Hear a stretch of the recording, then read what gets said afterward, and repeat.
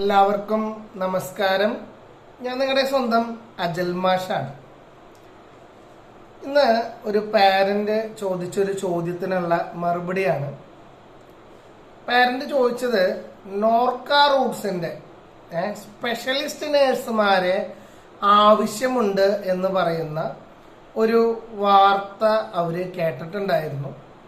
അപ്പൊ ആ വാർത്ത അവർ വായിച്ചു കഴിഞ്ഞപ്പോൾ അവർക്ക് ആകെ കൺഫ്യൂഷനായി. ഇത് കൺഫ്യൂഷൻ ആവാനുള്ള കാരണമുണ്ട്. അവര് ഈ ജോലിക്ക് ആൾക്കാരെ ക്ഷണിക്കുന്ന സമയത്ത് ക്ഷണിച്ചിട്ടുള്ള വാക്കൻസി എന്ന് പറയുന്നത് കാർഡിയാക് കെയർ യൂണിറ്റിലേക്കുള്ള നഴ്സുമാര്, പീഡിയാട്രിക് യൂണിറ്റിലേക്കുള്ള നഴ്സുമാര്, ബേൺ യൂണിറ്റിലേക്കുള്ള നഴ്സുമാര്, ICU യൂണിറ്റിലേക്ക് വേണ്ടതായിട്ടുള്ള നഴ്സുമാര്, അതേപോലെ ഡയാലിസിസ് യൂണിറ്റ് അവിടേക്കുള്ള നഴ്സുമാര്, അതാണ് പ്രത്യേകം നോക്കേണ്ടത് കേട്ടോ. അതേപോലെ എമർജൻസി കെയർ യൂണിറ്റ്, അതേപോലെ വേറൊരു യൂണിറ്റിന്റെ പേരാണ് എന്ത് പറയുന്നത്, ക്രിട്ടിക്കൽ കെയർ യൂണിറ്റ്, പിന്നെ റൂം കെയർ, അടുത്തത് ഓൺകോളജി സ്പെഷ്യാലിറ്റി, പിന്നെ ഓപ്പറേഷൻ തിയേറ്റർ യൂണിറ്റ്, പിന്നെ വന്നിട്ടുള്ള റിക്കവറി യൂണിറ്റ്, പിന്നെ നിയോനിറ്റാൽ കെയർ യൂണിറ്റ്. കുഞ്ഞു കുട്ടികളില്ലേ, പ്രായമാവണേക്കാട്ടി മുമ്പ് ഈ 9 മാസം 9 ദിവസം എന്നൊക്കെ പറയുന്ന പ്രായമാവണേക്കാട്ടി മുമ്പ് ജനിക്കുന്ന കുട്ടികൾ അല്ലെ, അവരൊക്കെയും NICU, അതായത് നിയോനിറ്റാൽ കെയർ ICUലാണ് ചേർത്ത. അതുപോലെ ക്രിട്ടിക്കൽ കെയർ യൂണിറ്റ്. ഇവിടേക്കൊക്കെയുള്ള നേഴ്സുമാർ എന്ന് പറഞ്ഞു കഴിഞ്ഞപ്പോ കുട്ടിയുടെ പാരന്റ് കൃത്യമായിട്ട് പറഞ്ഞു ഇതെന്താ നോർക്ക റൂട്ട്സ് അല്ലെ, അവരിതുപോലെയൊക്കെ ഈ പറയുന്ന കാര്യങ്ങള് നഴ്സുമാരുടെ ആവശ്യമുണ്ടെന്ന് പറയുമ്പോൾ BSc നഴ്സിംഗ് കഴിഞ്ഞിട്ടുള്ള ആള് എന്നല്ലേ പറയണ്ടേ. അത് മാത്രല്ല, പിന്നെ നമുക്കറിയാം കേരളത്തിൽ തന്നെ നമുക്ക് ഒരു ഒഡാപെക് എന്ന് പറഞ്ഞിട്ടുള്ളൊരു സംഘടനയുണ്ട്. കേരള സർക്കാരിന്റെ പഴയൊരു സംഘടന യൂണിറ്റാണ് overseas development and employment promotion council എന്ന് പറയുന്ന റിക്രൂട്ട്മെന്റ് ബോർഡാണ്.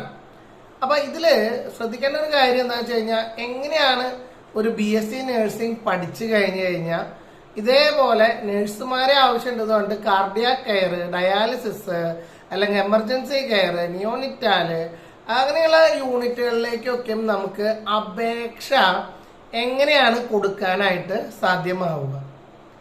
നമ്മള് BSc നഴ്സിംഗ് എന്ന് പറയുന്ന നമ്മുടെ കോഴ്സ് ഡിഗ്രി കഴിഞ്ഞതിന് ശേഷം നമ്മൾ എന്തായാലും ഒരു ഹോസ്പിറ്റലിൽ നമ്മൾ വർക്ക് ചെയ്യാനായിട്ട് പോകും.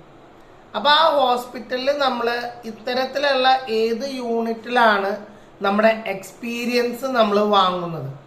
ഒരു ഉദാഹരണത്തിന്, നിങ്ങളുടെ നഴ്സിംഗ് കഴിഞ്ഞതിന് ശേഷം നിങ്ങൾ അമല ക്യാൻസറിന്റെ ഹോസ്പിറ്റലുണ്ട്, റിസർച്ച് സെന്റർ ആണ് തൃശ്ശൂരുള്ള അമല ക്യാൻസർ കെയർ ഹോസ്പിറ്റൽ. അവിടെയാണ് നിങ്ങൾ വർക്ക് ചെയ്യണേ, ഓൺകോളജി ഡിപ്പാർട്ട്മെന്റിലാണ് വർക്ക് ചെയ്യണേന്ന് വെച്ച് കഴിഞ്ഞാൽ നിങ്ങളുടെ ആ എക്സ്പീരിയൻസ്, അതായത് ക്യാൻസർ പേഷ്യൻസ് ആണെന്ന് വെച്ച് കഴിഞ്ഞാൽ ഓട്ടോമാറ്റിക്കലി നമുക്കറിയാം ബയോപ്സി അതിനയച്ചു കഴിഞ്ഞാലാണ് റിസൾട്ട് വരാം. അപ്പൊ അങ്ങനെയുള്ള നിങ്ങളുടെ ആ ഒരു എക്സ്പീരിയൻസിനെയാണ് അവര് ഈ പറയുന്ന പോലെ അത് ചിത്രീകരിക്കുന്നത്. അപ്പൊ അവിടെ നിന്ന് നമുക്ക് മനസ്സിലാക്കുന്ന ഒരു കാര്യം എന്താന്ന് വെച്ച് കഴിഞ്ഞാൽ, ഈ BSc നഴ്സിംഗിന് അധികമായിട്ട് ആളുകൾ ഇങ്ങനെ തള്ളി പഠിക്കാൻ വേണ്ടി പോകുന്ന ഒരു ട്രെൻഡാണ് ഇപ്പോ 2025 നമുക്ക് കാണാനായിട്ട് സാധ്യമാകുന്നത്. അപ്പൊ തീർച്ചയായിട്ടും ആ BSc നഴ്സിംഗ് എന്ന് പറയുന്ന കോഴ്സ് പഠിച്ചു കഴിഞ്ഞതിന് ശേഷം നമ്മുടെ മക്കൾക്കാണെന്ന് വെച്ച് കഴിഞ്ഞാൽ ഒരു കൊല്ലം മിനിമം, ഒരു 2 കൊല്ലമൊക്കെ ആണെന്ന് വെച്ച് കഴിഞ്ഞാൽ ഓക്കെയാണ്.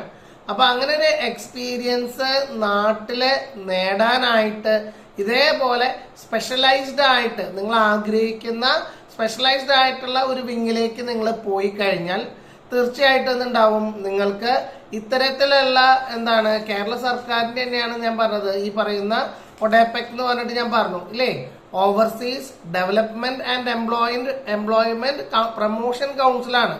അപ്പൊ ഇങ്ങനെ കേരള സർക്കാരിന്റെ റിക്രൂട്ട്മെന്റ് ബോർഡൊക്കെ വിളിക്കുമ്പോൾ, അല്ലെങ്കിൽ നോർക്ക റൂട്ട്സ് ഒക്കെ വിളിക്കുമ്പോൾ തീർച്ചയായിട്ടും നിങ്ങളുടെ ഈ എക്സ്പീരിയൻസ് ആണ് നിങ്ങളെ മറ്റ് നഴ്സുമാരിൽ നിന്ന് കൗണ്ട് ചെയ്യുന്നത്.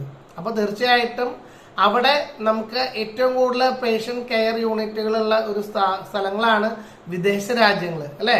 അപ്പൊ തീർച്ചയായിട്ടും നിങ്ങൾ ഈ പറയുന്ന പോലെ BSc നഴ്സിംഗ് കഴിയുമ്പോൾ നല്ല ഒരു പ്രാക്ടീസ് നിങ്ങൾ ഉണ്ടാക്കിയെടുക്കാനായിട്ട് ശ്രമിക്കുക എന്നുള്ളതാണ് ഈ വീഡിയോയിലൂടെ എനിക്ക് നിങ്ങളോട് പറയാനുള്ളത്. തീർച്ചയായിട്ടും നിങ്ങളുടെ ആഗ്രഹങ്ങൾക്കനുസരിച്ച് നിങ്ങൾ ഏറ്റവും കൂടുതൽ എക്സ്പീരിയൻസ് ഉണ്ടാവാനായിട്ടുള്ള പരിശ്രമവും അതോടൊപ്പം തന്നെ ചില ആൾക്കാരാണെങ്കിൽ BSc നഴ്സിംഗ് കഴിയുമ്പോൾ അതിൻ്റെ ഒപ്പം തന്നെ ആഡ് ഓൺ കോഴ്സുകൾ പഠിക്കും.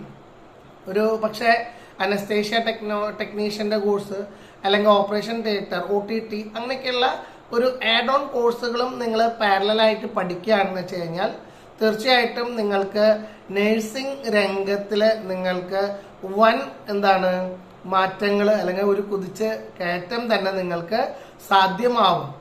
ജർമ്മനി പോലെയുള്ള പല യൂറോപ്യൻ രാജ്യങ്ങളിലൊക്കെയാണെന്ന് വെച്ച് കഴിഞ്ഞാൽ ഇത്തരത്തിലുള്ള ഈ വൃദ്ധന്മാരുടെ അതായത് പ്രായം കൂടിയിട്ടുള്ള ആൾക്കാരുടെയും സംഖ്യ ക്രമാതീതമായിട്ട് കൂടിക്കൊണ്ടിരിക്കുകയാണെന്നാണ് പറയുന്നത്. അപ്പോൾ തീർച്ചയായിട്ടും നിങ്ങളെ സംബന്ധിച്ചിടത്തോളം ഇങ്ങനെ ഒരു കോഴ്സ് പഠിക്കുമ്പോൾ അതിൽ നിങ്ങൾക്ക് നല്ല രീതിയിൽ നല്ല ഒരു ആംബിയറോട് കൂടി കയറിപ്പോവാനും നിങ്ങൾ ആഗ്രഹിക്കുന്ന ആ ഒരു ഡെസ്റ്റിനിയിൽ നിങ്ങൾക്ക് എത്തിച്ചേരാനും നിങ്ങൾക്ക് സാധ്യമാകട്ടെ എന്ന് ആശംസിക്കുന്നു. എല്ലാ എൻ്റെ മക്കൾക്കും ഓൾ ദ വെരി ബെസ്റ്റ്. നല്ല ഒരു കരിയർ ചൂസ് ചെയ്യാനായിട്ട് ഞാൻ നിങ്ങളെ ക്ഷണിക്കുന്നു. All the best. Thank you.